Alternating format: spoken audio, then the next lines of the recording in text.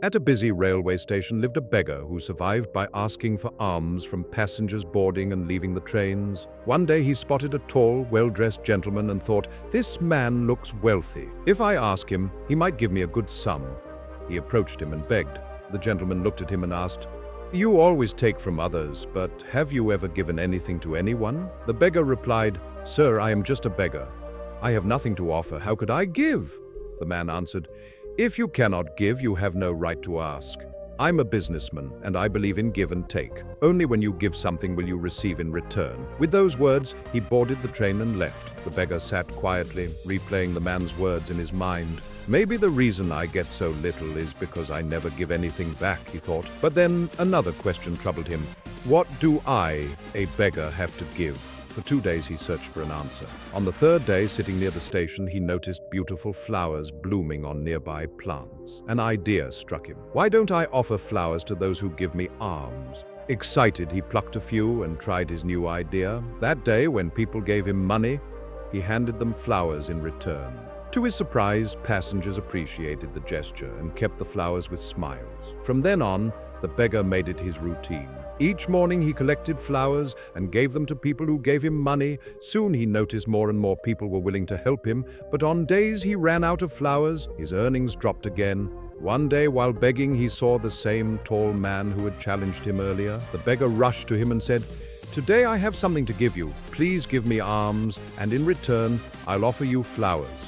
The man smiled, handed him money, accepted the flowers and said, "Wonderful! You've become a businessman like me." Those words struck the beggar deeply. Looking up at the sky, he declared, "I'm not a beggar anymore. I'm a businessman. I can become rich." Passers-by thought he had lost his mind, but he was filled with determination. 6 months later, at the same station, 2 well-dressed men met while traveling. One extended his hand and asked, "Do you recognize me?" The other shook his head. Smiling, the first man said, "We've met before, not once, but twice. Don't you remember the beggar you once spoke to?" Surprised, the second man said, "Oh yes, the first time I refused to give you money and the second time I bought flowers from you, but now you look like a gentleman." "What are you doing these days?" the man replied. "Yes, I was that beggar. But today I'm a successful flower merchant, traveling to another city for business."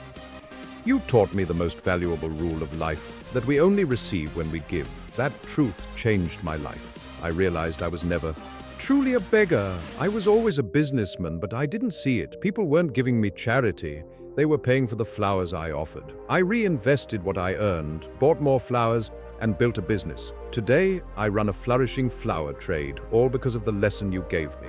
The 2 men smiled and continued their journey. The moral of the story: true change begins with a change in mindset. The law of giving and receiving isn't just for business, it's a philosophy of life. When we focus not only on taking, but also on giving, whether it's kindness, value, or effort, we invite opportunities and growth. How we see ourselves shapes how the world sees us. If we believe we're small, others will too. But if we recognize our potential and act with confidence, the world responds accordingly. The beggar's transformation into a successful businessman teaches us that no dream is too big and no situation too hopeless. With the right mindset, courage, and action, we can rise above any circumstance.